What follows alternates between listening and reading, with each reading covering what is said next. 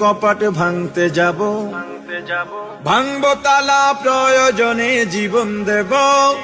আমি স্বপ্ন দেখি বাঁচব না হয় শহীদ হব, আমি স্বপ্ন দেখি বাঁচব না হয় শহীদ হব।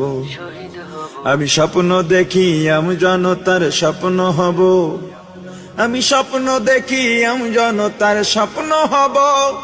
আমি স্বপ্ন দেখি আমি জনতার স্বপ্ন হব। অত্যাচারীর লৌহ কপাট ভাঙতে যাব, আমি চিন্তা হব কাসেম নানত বীর।